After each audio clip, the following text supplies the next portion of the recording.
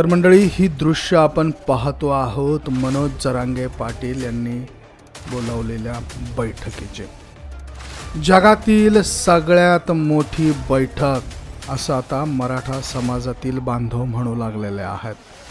आणि काल मनोज जरांगे पाटील यांनी देखील स्वतः हा पुनरुच्चार केलाय.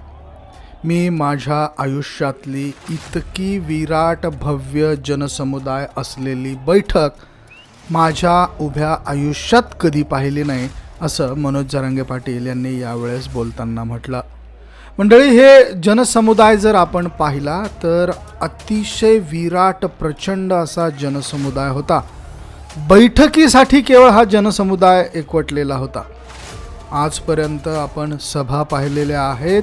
या सभांमध्ये समाजासाठी मंडपाची व्यवस्था केली जाते, कूलर्सची व्यवस्था केली जाते, पाण्याची व्यवस्था केली जाते, जेवणाची व्यवस्था केली जाते. परंतु मराठा समाजासाठी बोलवलेल्या या बैठकीमध्ये मंडपाची व्यवस्था सुरुवातीला जेमतेम होती, नंतर ती वाढवण्यात आली, आणखी वाढवण्यात आली. परंतु जनसमुदाय इतका प्रचंड होता की तो मंडप देखील अपुरा पडला.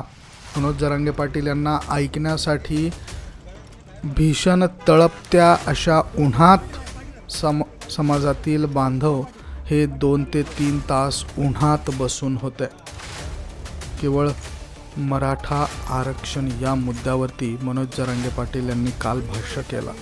त्यातील काही महत्त्वाचे व्हिडिओज आम्ही तुम्हाला या व्हिडिओच्या माध्यमातून दाखवण्याचा प्रयत्न करत आहोत. तर मंडळी, ही दृश्य आपण पाहतो आहोत मनोज जरांगे पाटील यांनी बोलावलेल्या बैठकीचे. जगातील सगळ्यात मोठी बैठक असं आता मराठा समाजातील बांधव म्हणू लागलेले आहेत. आणि काल मनोज जरांगे पाटील यांनी देखील स्वतः हा पुनरुच्चार केलाय.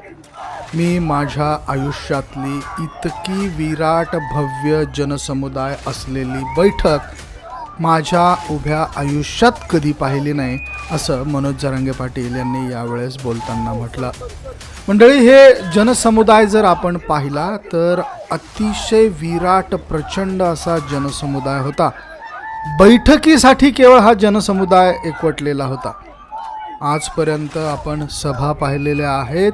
या सभांमध्ये समाजासाठी मंडपाची व्यवस्था केली जाते, कूलर्सची व्यवस्था केली जाते, पाण्याची व्यवस्था केली जाते, जेवणाची व्यवस्था केली जाते. परंतु मराठा समाजासाठी बोलवलेल्या या बैठकीमध्ये मंडपाची व्यवस्था सुरुवातीला जेमतेम होती, नंतर ती वाढवण्यात आली, आणखी वाढवण्यात आली. परंतु जनसमुदाय इतका प्रचंड होता की तो मंडप देखील अपुरा पडला.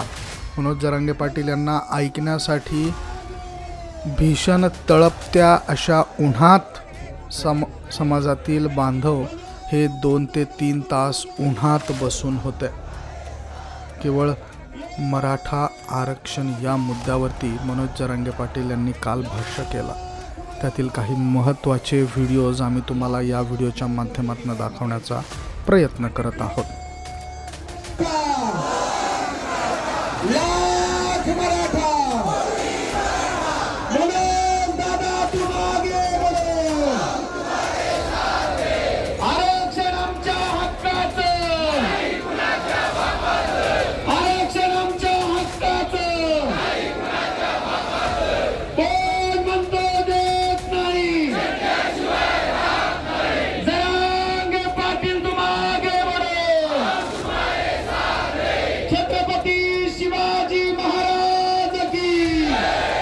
राष्ट्रमाता जिजाऊ की, छत्रपती संभाजी महाराज की.